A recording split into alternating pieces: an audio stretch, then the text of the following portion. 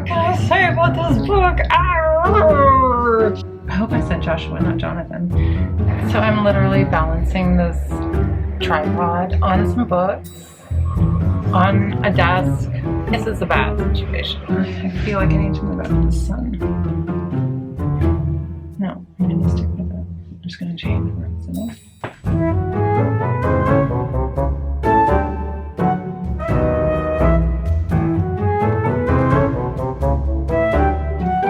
Hi everyone, it's me, Jess.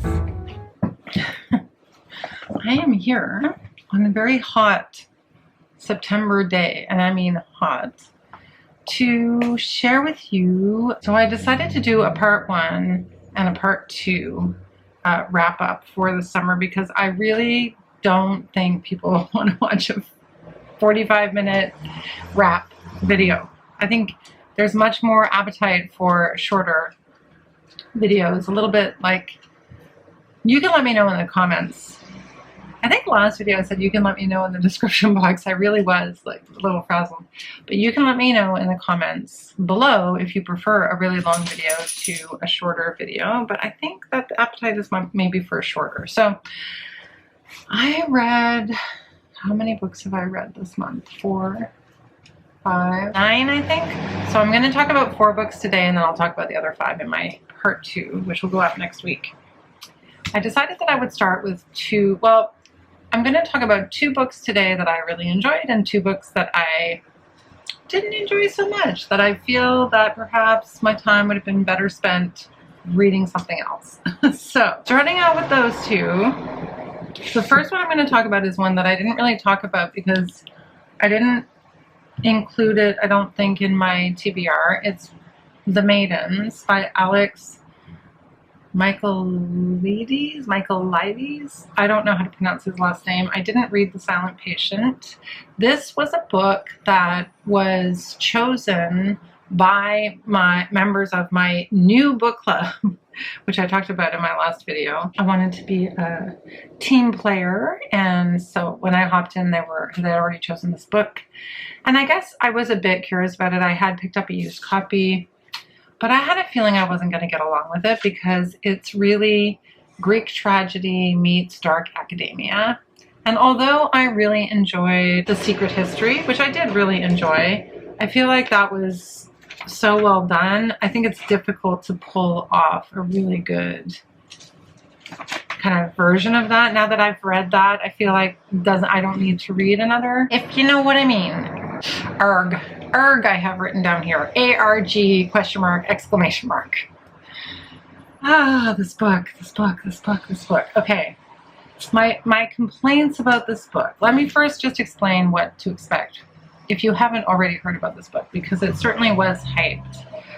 This is a psychological thriller about a woman who is, the main character's name is Mariana, and she is a group therapist. And the story is about her niece. She doesn't have any children. It's a story about her niece who is attending Cambridge, which is her alma mater. So she was a student there.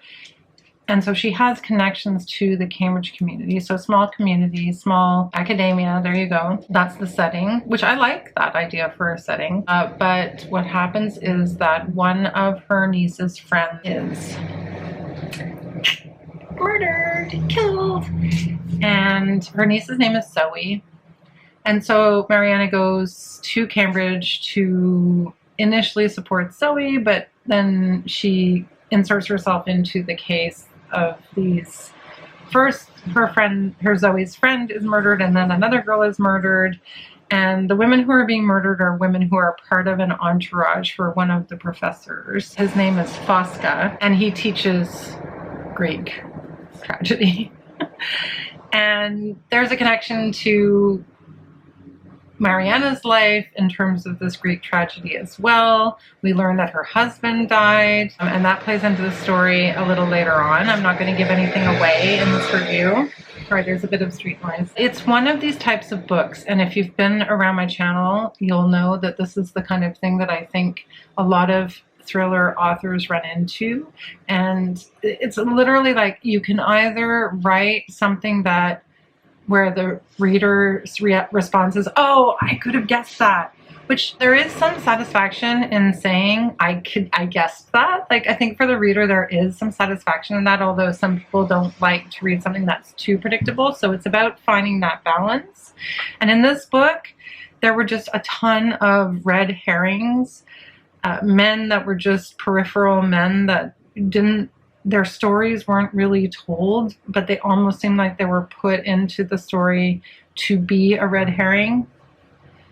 And I found that very obnoxious. So yeah, back to my point about what I think thriller writers often have the problem with is that if they're not going to make it something that is sort of foreshadowed and sort of predictable, then they have to do something so crazy and outlandish and so beyond the realm of reality that you absolutely don't see it coming, but also it's super annoying because that would never happen. And this book suffers from that, in my opinion. Just so many red herrings that didn't really make any sense. And you didn't get that satisfaction of going, oh, I was wondering if it was that character.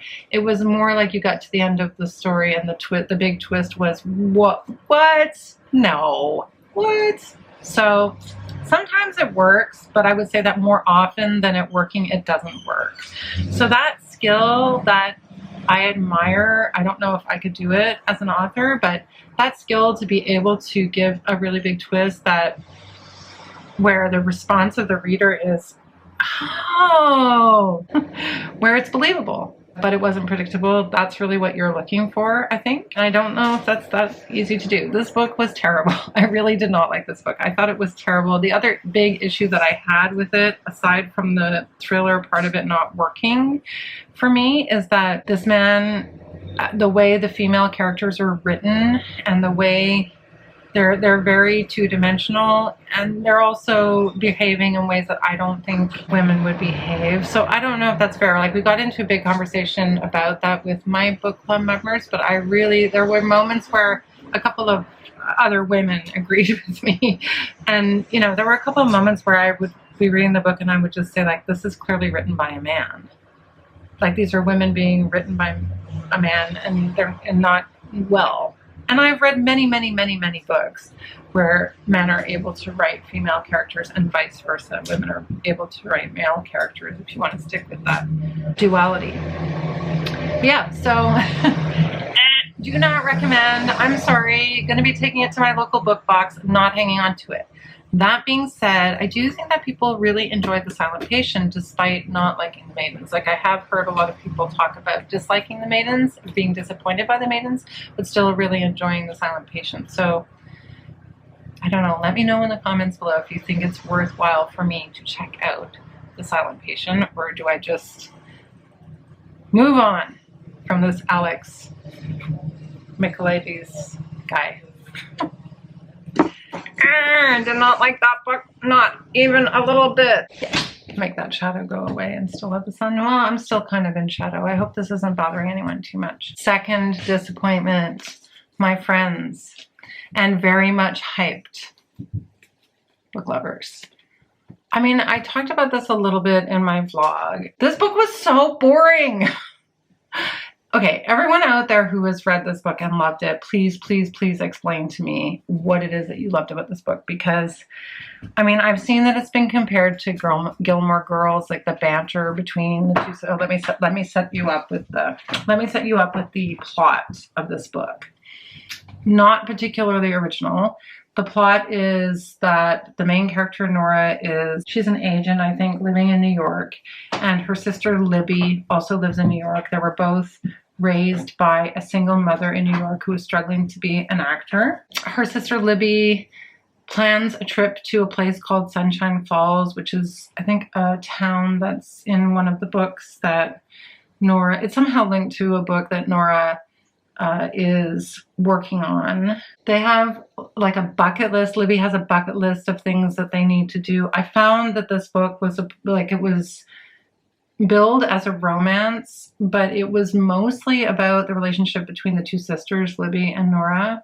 I don't know what it was about. Honestly, I read whole chunks of this book and kept asking myself, when is something going to happen? Literally, I don't know. I read a really good romance last year. It was called The Summer Job by Lizzie Dent. It was so much better than this. It was just, there was tension. This book had no tension between the characters. I didn't feel that there was much buildup. To finish off the plot, Nora has kind of a snarky back and forth with another man who works in publishing called Charlie.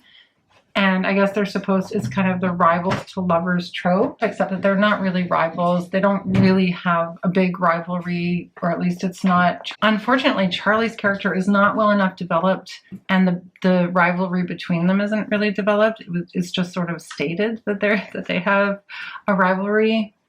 I mean, I think they have like a couple of interactions which are a little bit snarky, but that's really about the size of it.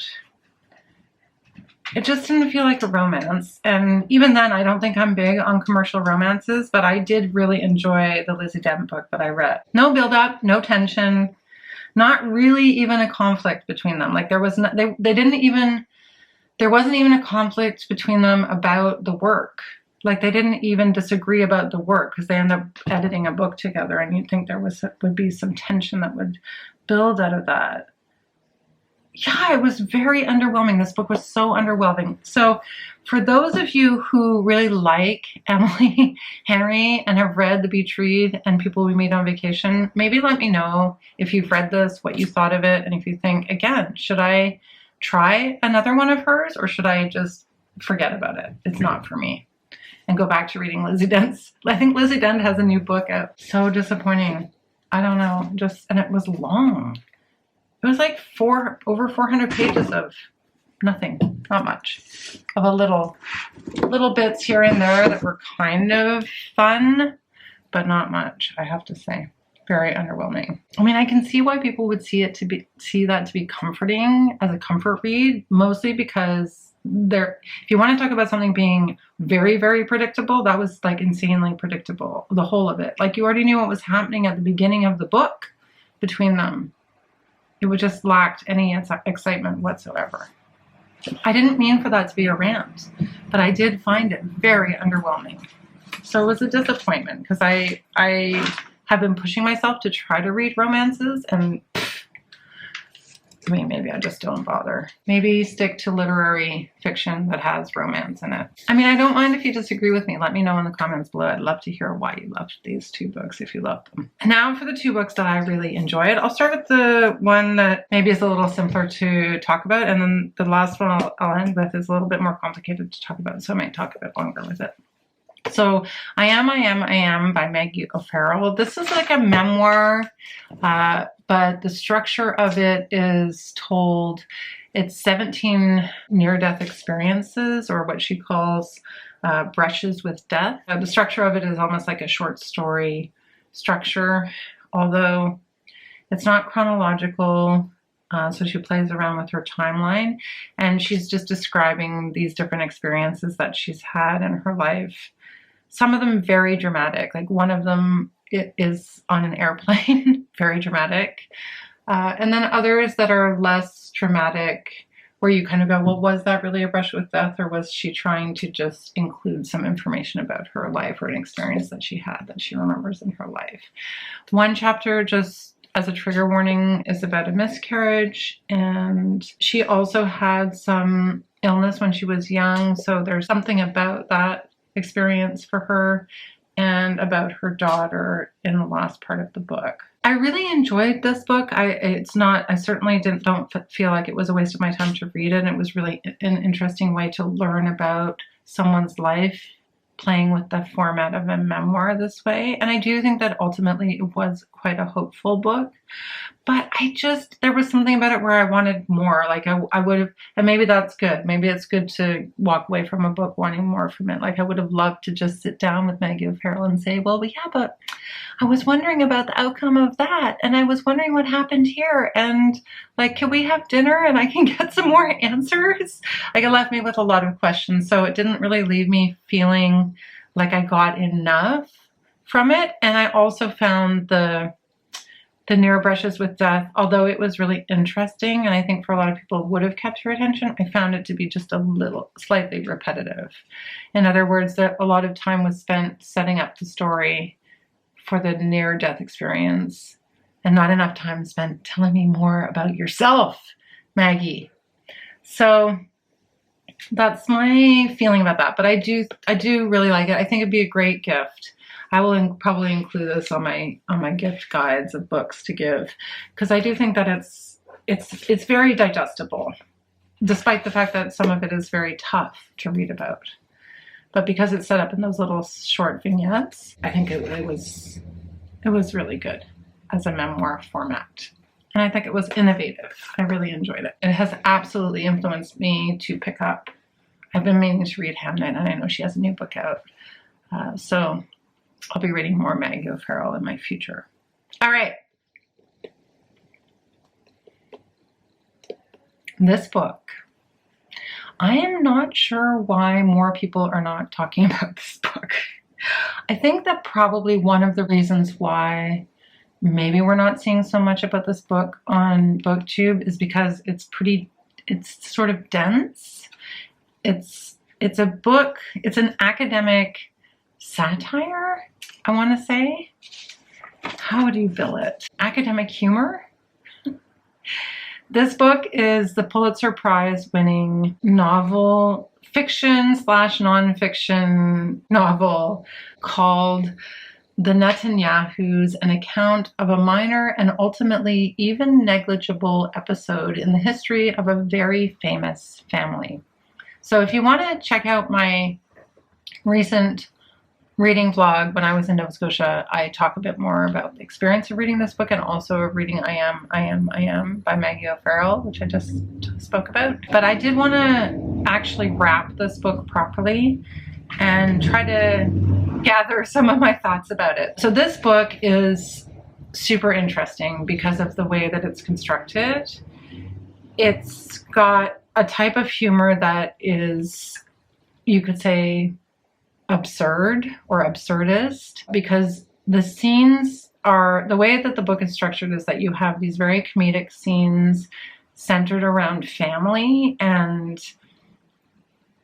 basically Jewishness and Jewish family, and contrasted with the academic setting of this small New England, in the book it's a fictional college in New England, and it's contrasting these very serious themes about identity and history. These are history professors, with the absurdity of the family interactions, all in, I think, and there are layers of commentary, but all in an effort to have a conversation about Jewish identity, which, if you're Jewish, you're going to have something different in terms of your experience of reading this than if you're not Jewish. And depending on your understanding of the Jewish experience, obviously you're going to have different interpretations of the reading of this. However, one of the comments that it's making, which I think is an important one if you're Jewish or not, has to do with history itself and the telling of history. And Joshua Cohen has this way of balancing these sort of really important insights and concerns and commentary about history, which I'll get to in a minute, and also anti-Semitism, which is prevalent throughout the way the book is written, with this kind of mayhem of the home life. Reuben, this main character, this history professor, and this visiting professor, Ben Zion, who is the character who is, this is based on a real event. So from what I understand, the dedication is to the memory of Harold Bloom. And then the opening quote says, "Eliminate the diaspora, or the diaspora will eliminate you." And that's, I don't know what that's quoted from, but I think it's a pretty good quote for the opening of the book, because this is a conversation about Zionism and a conversation about the diaspora and a conversation about Jewish identity within these different layers, right? So there's a lot to sort of walk ourselves through in dissecting how much this book has to say. And I'm not going to get to all of it in this. This is partly why I wanted to do a two-part video. I'm not going to get to all of it. I can talk about a couple of different things that I thought were really significant. So Ben Zion is this visiting, well, he's this candidate, actually, I should say. He's not a visiting professor. He's a candidate for a potential job at this college. And Reuben, being the only Jewish professor in the history department, is asked to sit on the hiring committee and also to host this man while he's here with his, and he brings his whole family with him to interview for this position.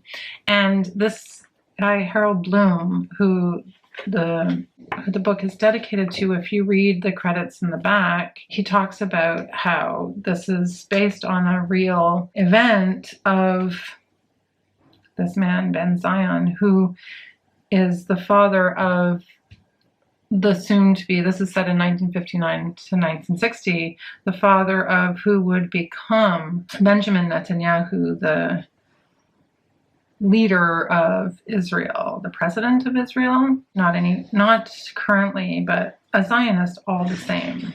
But of all of Harold's tales, this was the one that stuck with me the most, perhaps because it was one of the last he ever told me. And following his death in 2019, I wrote it down, and in the process found myself having to invent a number of details he'd left out, and due to circumstances I'm about to explain, having to fictionalize a few others. It should go without saying that Reuben Bloom, the prosaic professor of American economic history, is not intended to be a portrayal of Harold Bloom, the furthest thing from prosaic professor of English literature, in the same way that Edith is not intended to be a portrayal of Jean, Harold's highly cultured, shrewd, and witty wife. Edith is Reuben's wife in the story, who confirmed her husband's account of the Netanyahu visit and graciously blessed my use of it on one condition, that I clear it first with Judith. So Judith is the daughter. Okay, so it's based on a story that Harold Bloom told to Joshua Cohen. How much of it is fictional and how much of it is nonfiction, we're left to interpret, but it kind of doesn't matter to some extent, because the issues that are being dealt with are not. Well, that's the whole point of that. That right there is the whole point that I think he's trying to make when it comes to history. So when it comes to history, it's raising this question: how much of history is truth and how much of it is fiction? And that's really what the story is dealing with. The novel is dealing with. This character, Ben Zion, who comes to be interviewed, is interviewed by this panel of interviewees, and he's asked a lot of questions about his ideas. And his main basis for his political position is that during the Spanish Inquisition, when Jews converted to become Christian, their religion was more cultural. It was something that was practiced, the way that Christianity is practiced. And so they were able to convert to Christianity at the time of the Inquisition. But that because of that, it was decided that, oh, no, we can't accept this conversion on the part of Jewish people, because we don't know if they're just doing that as a way to assimilate, to survive, and then they secretly are practicing the Jewish religion behind closed doors. So we must think of the Jewish people as a race, that it's something that's ethnic, that's you're born into. And it's at that point that they could justify the persecution of the Jews as a race of people. During the interview that he has with this panel, this Ben Zion character is asked, like, well, but what are your sources? Like, how do you know? What are your references? What are your sources? And we begin to entertain this idea, this notion that, well, because it's the basis of that idea of the Jews being a race is also the basis for Zionistic belief. So this quote, eliminate the diaspora or the diaspora will eliminate you. So we need Jews to be, because we are a race, we need to protect our race. Which isn't like that the problem that we have with everything, the persecution of and the preservation of different races. Okay, I'm getting a little sidetracked. So, because at the end of it, it actually just comes down to identity, right? So if I'm a Jew, like because of my race, because I'm born into it, then I have no choice I'll always grapple with that question. But if it's part of my culture, I can decide whether I want to practice the culture or not practice the culture. So this question of assimilation for survival, this question of who writes history and what parts of history are true and what parts of history are fictional, the political questions that are raised about Zionism. And he says, what was true for Europe at the emergence of Zionism will one day be true for America too. Once assimilation is revealed as a fraud, or once it's revealed that the country contains nothing to assimilate to, no core, no connate, no heart, not just for the Jews, but for everyone. This, at least, was his implication. The text behind the text of his lecture, which he continued to speak to me with his hooded eyes, even after his prepared remarks were finished. This is what I think of America. Nothing. This is what I think of American Jews. Nothing. Your democracy, your inclusivity, your exceptionalism, nothing. Your chances for survival, none at all. You, Reuben Bloom, are out of history. You're over and finished. In only a generation or two, the memory of you, who your people were, will be dead, and America won't give you unrecognizable descendants anything real with which to replace the sense of peoplehood it took from them. So this is like the crux of the Jewish question, the question of assimilation, or a Zion, right? And then at the end, there's a part, and it also is, of course, a question of identity, because, of course, Reuben and his family absolutely don't agree with this way of thinking. At the end, Edith, his wife, says something along the lines of, like, she's reminiscing with Reuben about what it was like when they were young. Here it is. So they've had this lecture by Ben Zion, and it's all about the Zionistic point of view. Remember when we were young, Reuben? I do. When we were young, we took everything so seriously. Everything we read, every exhibition and concert and book, all those poems. We were serious people and believed in things, in ideas. So sincere. And the way we talked, ethical aesthetics and the moral passions of the culture. The way we talked about politics, the freedom from fear, the freedom from want, and how it was honorable to serve your country, and how even being skeptical of your country could be a way of serving it. We were so earnest and principled, but so intense about democracy and love and death, as if we knew that those things were, I remember, we were good little Jews. What's wrong with you? Who said anything about Jews? I'm sick and tired of hearing about Jews. I'm talking about the two of us. What I'm trying to say, Reuben, is that meeting this horrible man and his horrible wife, it made me realize something. It made me realize I don't believe in anything anymore. And not just that, but I don't care. I have no beliefs and I'm okay with it. I'm more than okay. I'm glad I'm getting older without convictions. What she's trying to say there, and why she's talking about it, is because she doesn't want to be a Jew anymore. She just wants to be a person. So this appeal to this idea of, like, just wanting to live a true and honest life and not need to identify as a Jewish person. So yeah, so there's a lot there. There's a lot to think about. There's a lot of anti-Semitism in the book too, especially for Reuben being the only Jewish. I think he's the first Jewish person hired in his department. And he's not even a history professor. He's like a history of economics, or he does something with tax or something like that. Anyway, I think this is a really ambitious book. It's huge in its scope. It's just massive in its scope, and it's something that I would like to hear what other people think of. So if you feel like you want to take it on and read it and then let me know what you think of it, I'd be so curious to see what other booktubers think of this book. So please read this book. It was really good. Really left a lot of food for thought. And I'm sure there are things that I'm missing or things that went over my head. So I'd love to hear what other people think of it. That's it for me. That's the first part of my wrap up. And I will be back next week with my part 2 of my wrap up. Thanks so much for everyone who tuned in. And yeah, I'll see you in the next one. Bye.